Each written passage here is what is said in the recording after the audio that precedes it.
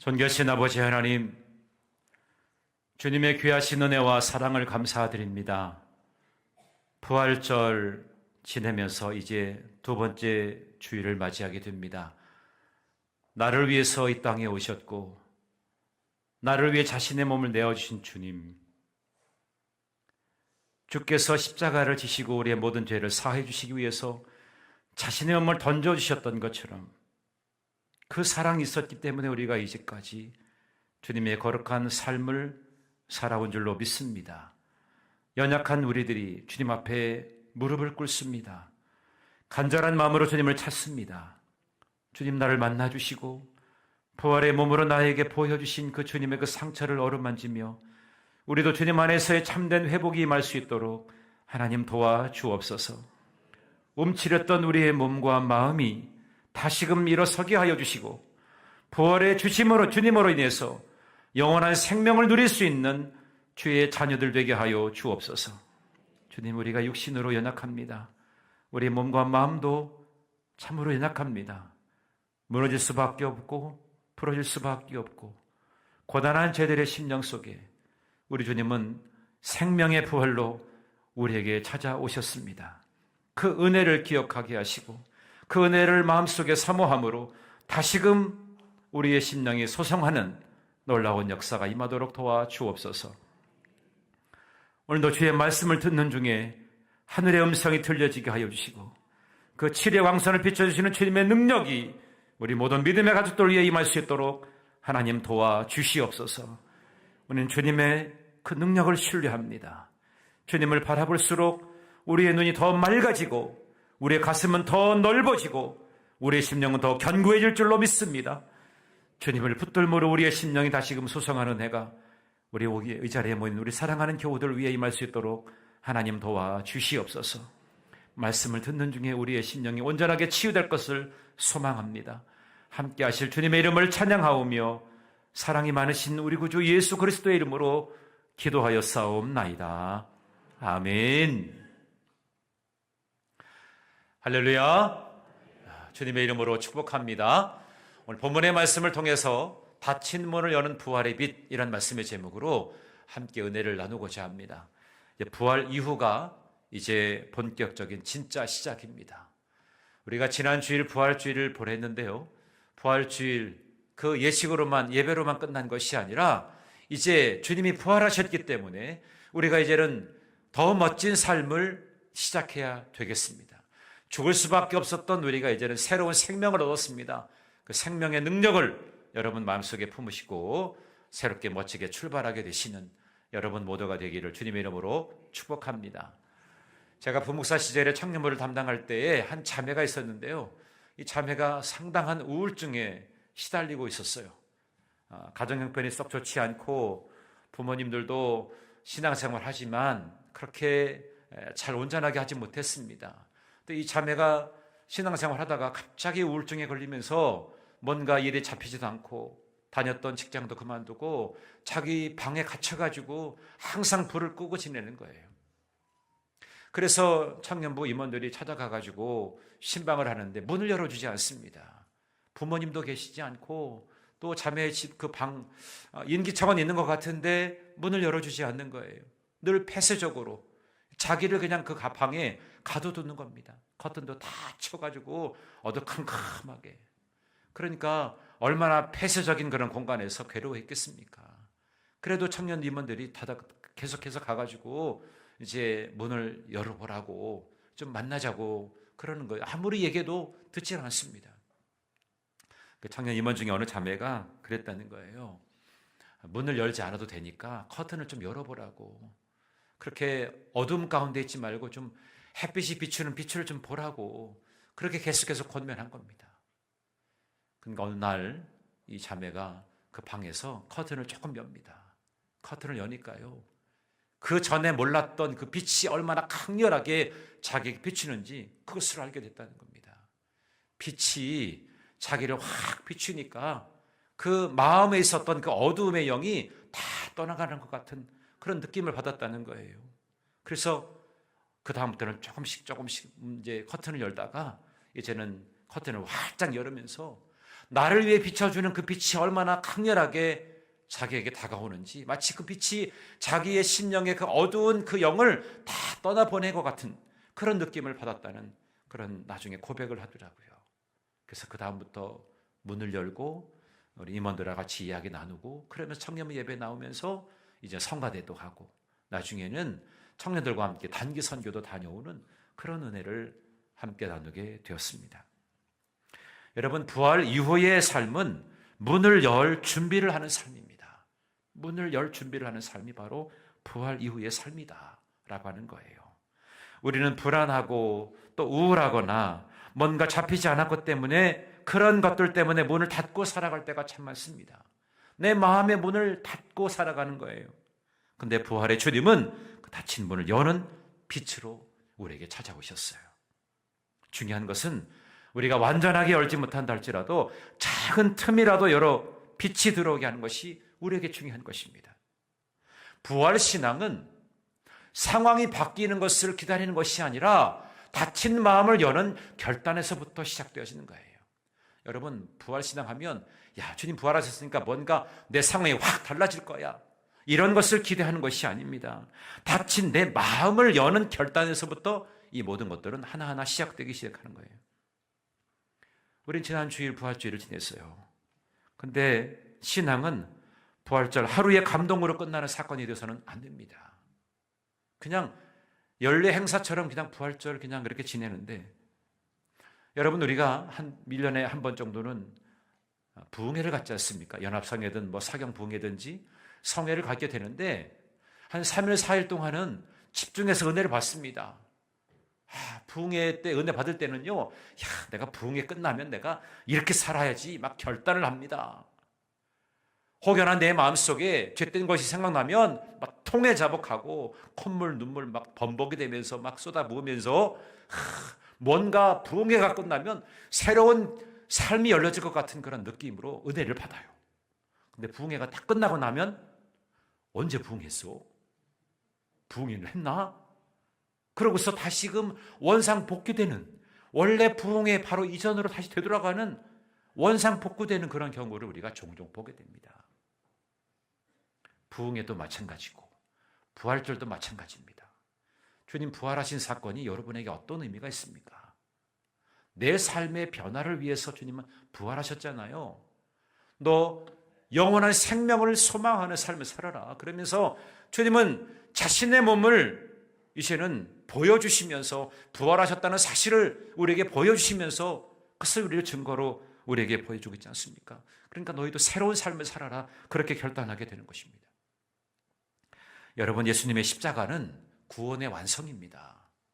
구원의 완성이 뭐예요? 예수님의 십자가지요. 그리고 부활은 새 삶의 시작이라는 거예요. 새 삶의 시작이 바로 부활이다. 많은 사람들이 예수님 부활하셨다, 진짜 감사하다, 끝, 이렇게 생각하는 거예요. 아닙니다. 부활은 끝이 아니라 파송의 시작입니다. 내가 부활의 증인으로서 이제 파송을 받아서 부활의 그 기쁨을 증거하는 삶을 살아가는 거예요. 그냥 단지 기념일이 아니라 삶의 방식이라고 하는 겁니다. 오늘 본문의 말씀은 예수님께서 부활하신 날, 그 당일 저녁의 이야기입니다. 예수님이 살아나셨던 그 날, 그 저녁에 제자들은 무엇을 하고 있었을까요? 예수님 부활하셨다는 소식을 들었어요. 그러면 예수님 부활하셨다, 이제는 살 길이 열렸다, 그러면서 기뻐하고 찬양하고 이제 우리 천도하러 나가자, 이래야 되지 않겠습니까? 그런데 제자들은 어떻게 했어요? 오늘 말씀해 보니까 문을 잠그고 숨어 있었다 그랬어요. 문을 잠그고 숨어 있었다. 오늘 본문의 시작은 이렇게 시작하죠. 19절에 보니까 유대인들을 두려워하여 모인 곳에 문들을 닫았더니, 문이 한두 개가 아니었겠죠. 이 문자면 다 닫은 거예요. 절대로 누가 들어서는 안 돼. 그러면서 문들을 꽉 닫아놓고 있었다는 겁니다. 부활은 일어났지만 제자들의 삶은 아직 부활되지 않았어요. 주님은 부활하셨지만 제자들의 삶은 아직 부활하지 않았다는 겁니다. 그래서 오늘 이 본문의 말씀은 우리에게 이런 질문을 하고 있는 겁니다. 부활은 당신의 삶에 실제로 시작되었습니까? 부활은 여러분의 삶에서 다시 시작되었느냐? 이것을 우리에게 질문하고 있는 겁니다. 오늘 이 말씀 속에서 이 본문에서 우리가 세 가지를 함께 살펴보기 원합니다. 첫 번째로 두려움이 문을 잠가도 부활의 주님은 들어오십니다. 여러분이 아무리 잠궈놔도 주님은 여러분을 사랑하시기 때문에 여러분의 그 마음 문으로 들어오시게 된다는 겁니다. 오늘 19절에 보니까 문들을 닫았더니 예수께서 오사 가운데 서서 이렇게 말씀하고 있어요. 문을 잠갔습니다. 창문도 잠갔습니다. 밖은 위험합니다. 오늘 이 제자들의 상태를 가만히 보게 되면 세 가지 상태를 볼 수 있어요. 첫 번째로는 실패감이에요. 그들은 예수님을 버렸죠. 수제자였던 베드로는 3번이나 모른다고 부인했어요. 모두가 다 주님이 고난받고 십자가에 달려 돌아가실 때 다 도망쳤습니다. 그러면서 그들이 생각했던, 야, 우리는 실패야. 우리는 스승을 잘못 만났어.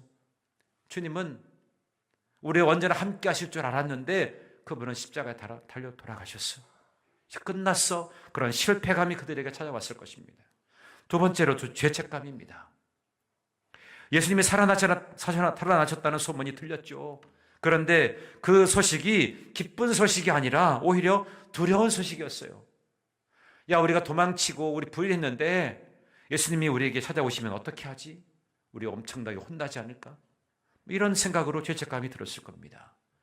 또 한 가지는 미래에 대한 공포입니다. 예수님을 죽인 사람들이 이제 우리를 죽이려고 우리를 찾아오지 않을까? 그래서 문을 꽉꽉 걸어 닫고 있었던 것입니다. 여러분, 이 장면이 낯설지 않지 않습니까? 왜 그럴까요? 우리도 부활을 믿지만 마음의 문을 잠그고 살아갈 때가 참 많습니다. 내가 뭔가 일이 잘 안 됐을 때, 내가 뭔가 큰 상처를 입었을 때, 내 안에 깊은 질병이 찾아오게 됐을 때, 불안의 문, 죄책감의 문, 미래에 두려워하는 문, 이런 것들로 인해서 내가 문을 꽉 걸어잡고 있지는 않았는가 말입니다. 그런데 복음은 뭐라고 말씀하냐면 닫힌 문은 주님께서 열 수 있다. 닫힌 문 가운데로 주님은 우리에게 찾아오신다 말씀하고 있습니다. 오늘 말씀에도 문들이 닫혔는데 예수께서 오사 그랬어요. 예수님은 벽과 문과 한계를 초월하시기 때문에 그 문을 뚫고 들어오시는 거예요. 여러분이 아무리 마음의 문을 꽉 닫아놔도 주님은 여러분을 사랑하시기 때문에 여러분 문 안으로 들어오기를 원하고 계신 분이 우리 주님이십니다. 주님은 부활하신 주님이기 때문에 그렇습니다. 그런데 우리는 자꾸만 어느 순간 내가 신앙생활을 했다 하더라도 내 마음에 내 생각대로 되어지지 않을 때는요, 내 스스로가 꽉 잠가버립니다. 신앙의 길에서 떠나는 경우가 종종 있어요. 내가 얼마 전에 북부시장에 가서 수선집에 갔는데 60이 넘으신 어르신인데 그분의 얘기를 들었다는 거예요. 예전에 서울에 있을 때 신앙생활을 했는데 자기 남편이 아주 큰 질병에 걸려가지고 남편을 위해서 그렇게 기도했대요. 그런데 남편이 결국 세상을 떠난 겁니다. 그래서 이분 생각에 왜 예수님이 살아계시면 내 남편을 살려주지 왜 이렇게 죽게 만드는가? 난 그 예수님 믿을 수 없어. 그러면서 신앙을 내려놓았다는 겁니다. 자기 기준이에요. 내가 기도하는 기도의 제목은 내 남편을 살리기 위한 것이지 하나님의 뜻과는 전혀 무관하게 그렇게 생각하고 있는 거예요. 그런 그들을 마음의 문을 꽉 닫아놓으면서 이제는 내가 신앙생활 안 해. 주님 살아계시지도 않는데 뭐 시간 낭비하는 거지 뭐 이런 마음을 가지고 있는 거예요. 그런 마음을 가지고 있는 이들에게도 주님은 찾아오신다는 겁니다. 뭔가 실패했고 응답되지 않았고 뭔가 풀려지지 않는 문제의 문을 내가 꾹 걸어잡고 있어도 그 과정 속에서도 주님은 찾아오신다는 겁니다. 그래서 내 심령에 말씀으로 들려주시고 알려주시고 그리고 깨닫게 하시는 것이 주님입니다. 여러분, 엠마오로 내려가는 두 제자를 여러분 아시죠? 십자가 사건 이후에 두 제자는 모든 소망을 잃어버리고 이제 엠마오로 내려가고 있었습니다. 그렇게 소망했던 주님이 돌아가셨다는 이야기를 듣고 그들은 좌절과 절망으로 이제는 더 이상 예루살렘에 머물러 있을 이유를 찾지 못하고 이제 엠마오로 내려가고 있었어요. 그들의 마음은 두려움과 낙심으로 닫혀있는 그런 상태였었습니다. 더 이상 예루살렘에 머물 이유도 기대도 없다고 여겨졌습니다. 그때 부활하신 예수님께서 그들에게 다가오셔서 그들과 함께 길을 걸어가셨습니다. 그러나 그들은 그분을 알아보지 못했어요. 부활하신 주님이라고 하는 것을 그들이 알아보지 못했습니다. 예수님은 그들의 이야기를 들어주십니다. 그리고 성경을 풀어서 설명해 주면서 그들의 마음을 신속하게 열어 가셨습니다. 결국에 나중에 떡을 뗄 때야 비로소 이분이 예수님이구나, 이것을 그들이 알게 되었습니다. 그때 그들은 이렇게 고백합니다. 누가복음 24장 32절의 말씀 보니까 길에서 우리에게 말씀하시고 우리에게 성경을 풀어주실 때에 우리 속에서 마음이 뜨겁지 아니하더냐, 마음이 뜨겁지 아니하더냐, 그렇게 말씀하고 있습니다. 여러분, 두려움은 우리의 마음 문을 굳게 닫고 현실에서 도망치게 만듭니다. 그게 두려움이에요. 엠마오를 향하던 제자들은 그렇게 포기의 길, 뒤로 가는 길, 그것을 선택하였단 말이죠. 우리 역시도 마찬가지입니다. 내 뜻대로 되지 아니하면 포기하고 뒤로 물러가는 것이 우리의 모습이 아닐까 생각해 볼 수 있어요. 그런데 중요한 것은 우리가 주님을 떠난 것 같아도 주님은 우리를 떠나지 아니하시고 먼저 찾아오신다는 겁니다. 이게 바로 은혜인 것입니다. 주님이 먼저 내 마음에 찾아오신다는 거예요. 그게 은혜라고 하는 것입니다. 부활의 주님은 닫힌 문 앞에서 멈추지 아니하시고 우리의 삶 속에 찾아오셔서 우리와 동행하시는 분이십니다. 우리가 완전히 다 모든 것을 완벽하게 열어드리지 아니하여도 낙심에 차 있을 때라도 주님은 말씀으로 우리의 마음을 다시금 열어주시는 분이십니다. 그러므로 부활 이후의 삶은 두려움 때문에 도망치는 삶이 아니라 주님과 다시 동행하면서 돌아가는 삶을 살아가게 되는 것입니다.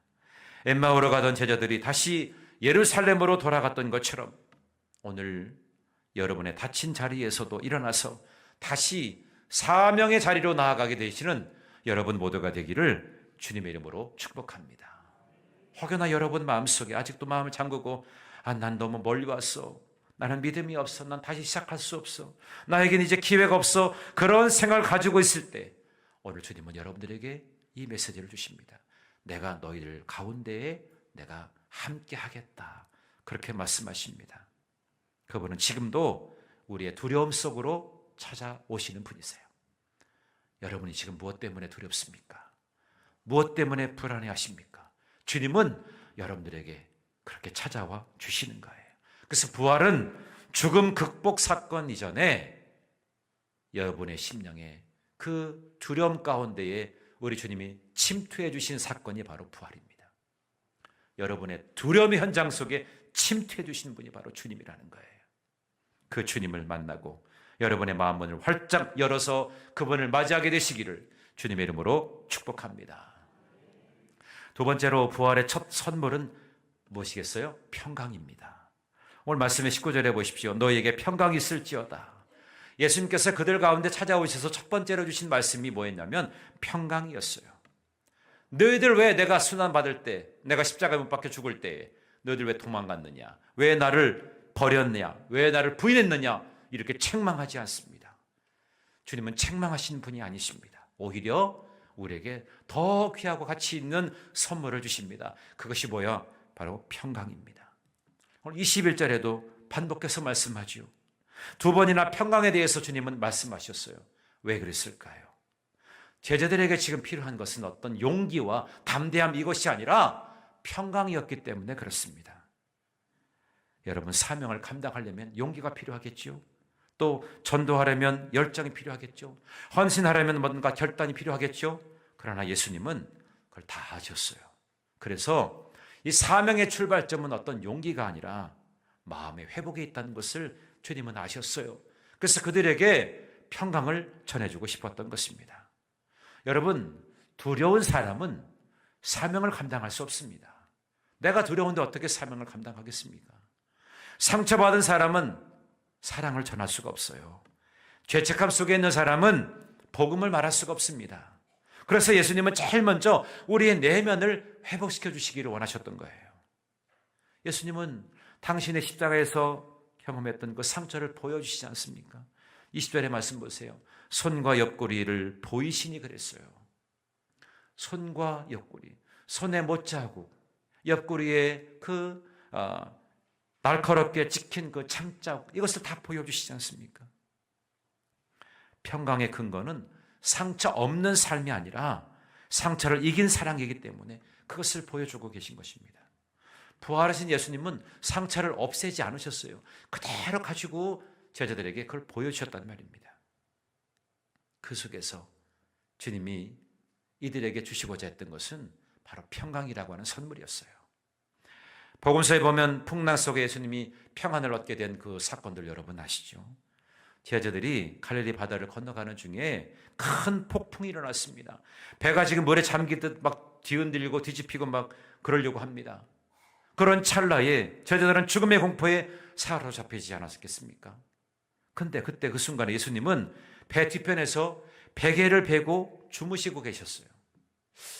저는 이 베개가 궁금했습니다. 제자들은 베개를 뱉다는 얘기는 없는데 예수님이 벤 베개가 도대체 어떤 베개일까? 메모리폼 베개일까? 어떤 베개일까? 베개가 중요한 것이 아니라 예수님은 그런 상황에서도 주무시고 계셨다는 거예요. 두려움에 사로잡힌 제자들은 예수님을 깨우면서 말하죠. 선생님, 우리가 죽게 된 것을 보지 않으십니까?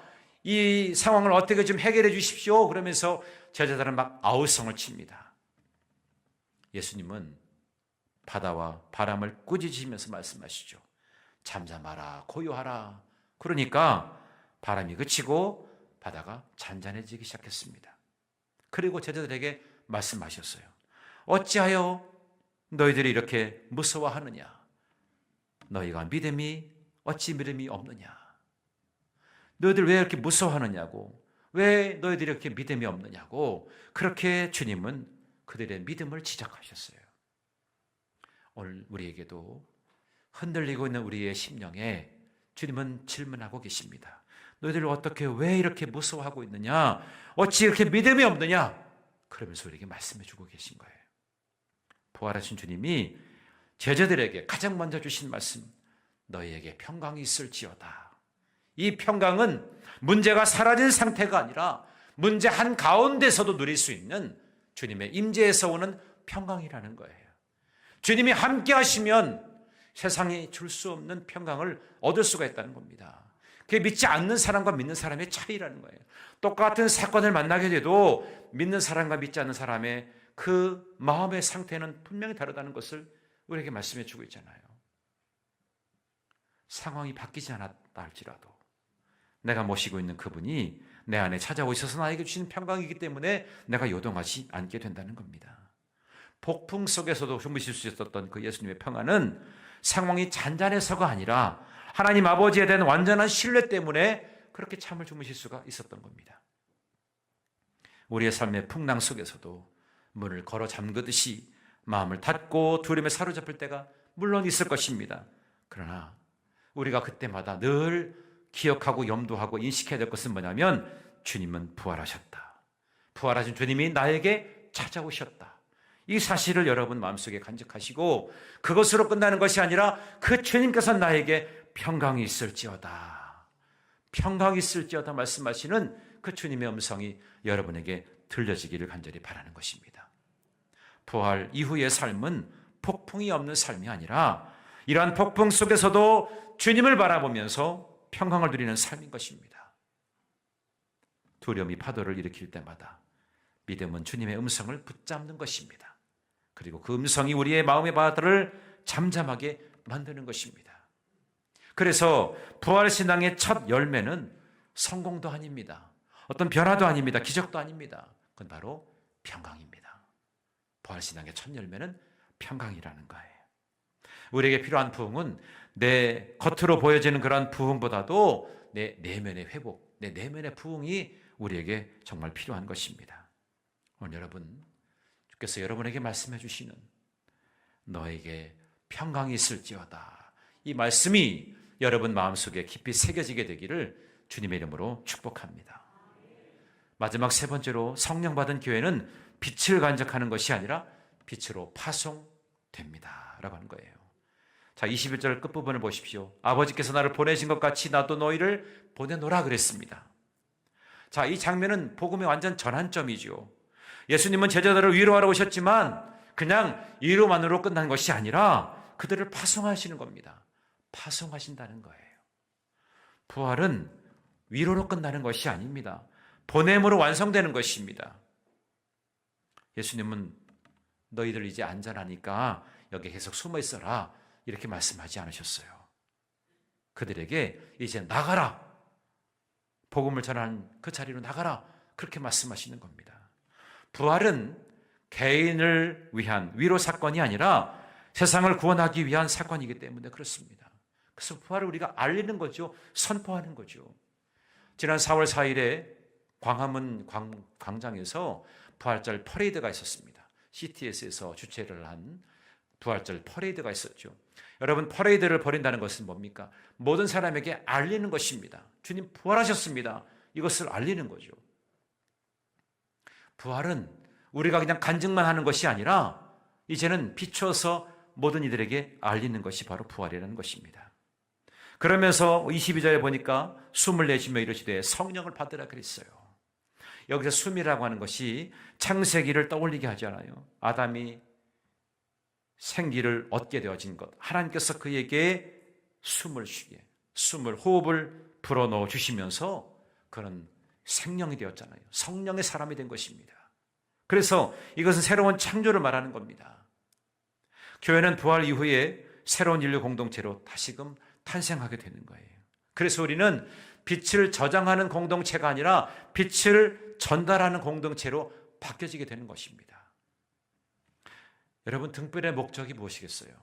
등이 있잖아요. 불이 있잖아요. 이 빛이라고 하는 것이 그 목적이 무엇이겠습니까? 어떤 사람이 정말 아름다운 멋진 등불을 구입했습니다. 값도 비싸고요. 디자인도 훌륭하고 탁월합니다. 이거를 구입을 했는데 이게 더러워질까 염려가 돼가지고 상자에 넣어가지고 잘 보관해 두었습니다. 그래서 손님이 올 때마다 자, 이 등불을 보십시오. 얼마나 멋있습니까? 아주 귀한 등불입니다. 그러면서 자랑을 했어요. 그런데 한 번도 불을 켜본 역사가 없습니다. 그런데 어떤 사람은 아주 그냥 평범한 등불을 가지고 있었어요. 밤이 되면 그 등불을 켜가지고 집안을 밝히고 밖으로 나갈 때도 그 불을 비춰가지고 길을 비추는 것입니다. 비가 오고 바람이 불어도 그 등불은 누군가의 발걸음을 안전하게 인도하는 빛이 되어줬던 것입니다.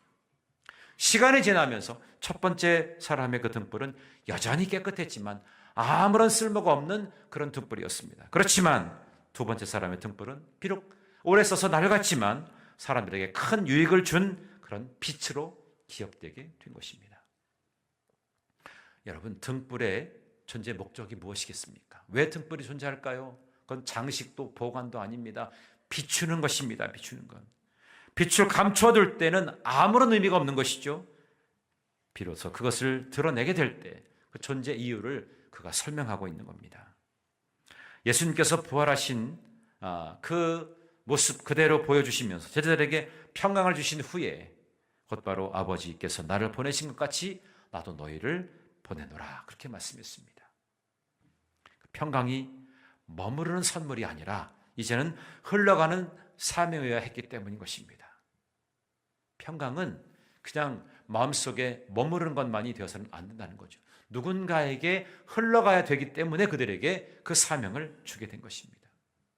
우리는 종종 신앙이 안전하게 지키는 것, 잘 보관하는 것, 이 정도로만 생각합니다. 그렇지만 부활 신앙은 우리를 세상 속으로 파송하는 능력인 것입니다.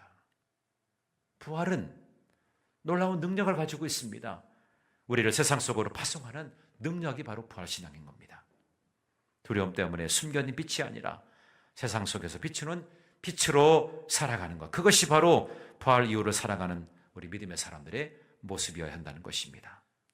등불이 켜질 때 비로소 어둠이 물러가듯이 여러분의 삶도 세상 속에서 드러나게 될 때 하나님의 영광이 나타나게 될 줄로 믿습니다. 오늘 주님은 말씀하십니다. 아버지가 나를 보낸 것처럼 이렇게. 주님은 어디로 보내심을 받았습니까?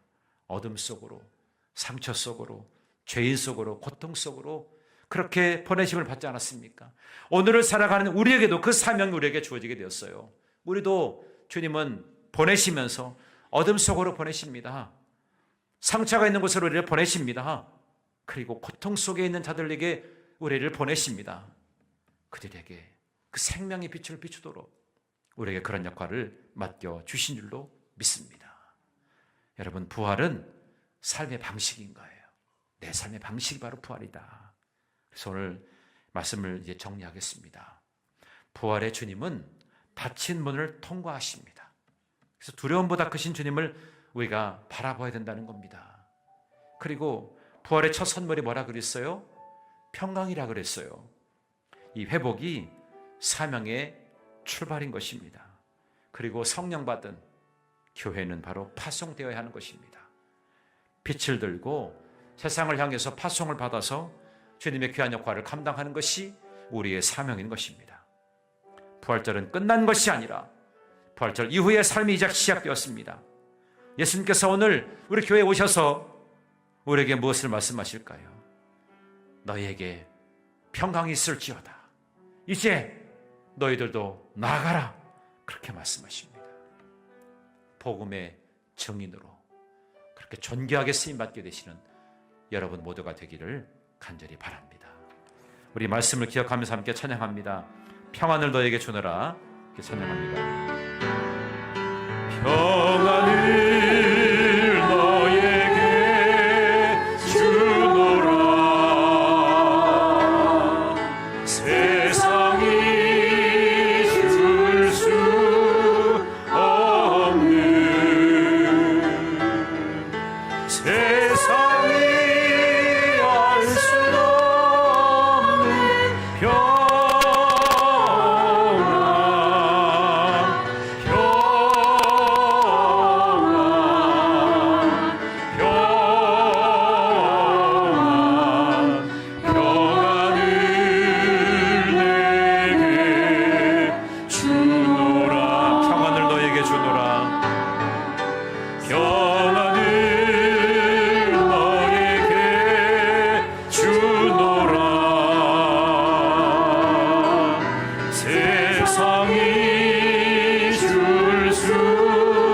없는,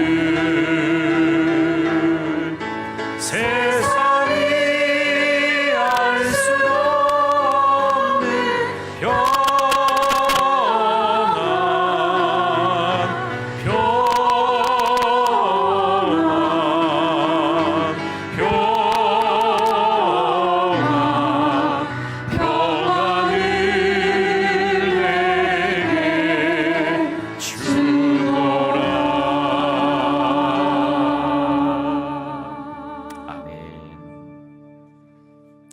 기도드립니다. 주님을 만나게 될 줄 믿습니다. 찬양드리게 하여 주심을 감사드립니다. 이광재, 김지연, 이윤서, 이민서 가정에서 찬양 감사로 드렸습니다. 여러분 가슴에 손을 얹고 한번 기도해 보시겠어요? 이 시간 가슴에 손을 얹으시고 주님의 손길을 기대하는 마음을 가지고 제가 여러분들을 위해서 기도하겠습니다. 존귀하신 아버지 하나님, 부활하신 주님을 찬양합니다. 두려움으로 닫혀진 우리의 마음 가운데 찾아오셔서 평강을 주시는 주님의 은혜에 감사드립니다. 주님, 우리의 염려와 상처를 내려놓게 하여 주시고 부활의 빛으로 우리의 심령을 새롭게 하여 주시옵소서. 주님께서 주신 것, 그 첫 번째 선물 평강을 사모합니다. 세상에 줄 수 없는 평안으로 우리를 붙들어 주시고 우리의 흔들리는 믿음을 굳게 세워 주시옵소서. 상처 입은 마음이 회복되게 하여 주시고 흔들리는 믿음에 다시 굳게 서게 하여 주시고 그 평강 위에 사명의 길을 걷게 하여 주시옵소서. 성령으로 우리를 충만케 하셔서 메마른 영혼이 살아나게 하여 주시고 다시 복음의 열정이 회복되게 하여 주시고 숨을 불어넣어 주시던 그 은혜를 오늘 우리 교회 위에 다시 부어주시어서 메마른 영혼이 살아나게 하여 주시며 식어져버린 열정이 다시 타오르며 복음의 능력이 다시금 우리 안에서 회복되게 하여 주시옵소서. 하나님, 우리의 연약한 육신을 주님 앞에 의탁합니다. 세상에서 찢기고 고통당하고 괴로워했던 우리의 육신입니다. 마음에 무거운 짐을 가지고 있어서 주님 부활하셨지만 아직도 내 문을 열지 못하고 두려움 가운데 갇혀있는 우리의 심령에 주님 찾아와 주시어서 나에게 평강 주시고 나에게 세상을 이길 수 있는 힘을 주시고 감당할 수 있는 은혜를 부어주실 줄로 믿습니다. 주님 살아계심을 우리가 믿습니다. 큰 믿음을 가지고 당당하게 나아가는 주의 자녀들 되게 하여 주시옵소서. 특별히 육신의 질고로 인하여 고통받아서 치료 중에 눈을 사랑하는 가족들이 있습니다. 주님 기억하여 주시고 우리 주영재 권사님, 박정훈 전도사님, 우리 김지연 권사님, 주님 피 묻은 손으로 안수해 주셔서 온전하게 회복될 수 있도록 하나님 도와주옵소서. 주님이 살아계시기에 주님이 일하실 줄로 믿습니다. 부활 그 이후의 삶이 우리의 삶에서 그렇게 경험되어질 수 있도록 하나님 도와주시고 이제는 두려워하지 않겠습니다. 함께 중보하면서 하나님이 일하실 것을 우리가 믿음으로 고백하며 나가겠습니다. 그 담대함을 가지고 주님의 선하신 일하심을 목격하는 저희가 되게 하여 주옵소서. 주님이 그렇게 일하실 것을 믿습니다. 그 믿음 가지고 이 한 주간 동안도 멋지게 승리하며 나아가는 주의 용사들 될 수 있도록 하나님 도와주시옵소서. 너희에게 평안이 있을지어다. 너희에게 평안이 있을지어다. 우리에게 말씀해 주시는 그 주님의 음성이 내 귓가에, 내 가슴에, 내 심령에 들려지는 오늘 이 아침 되게 하여 주시옵소서.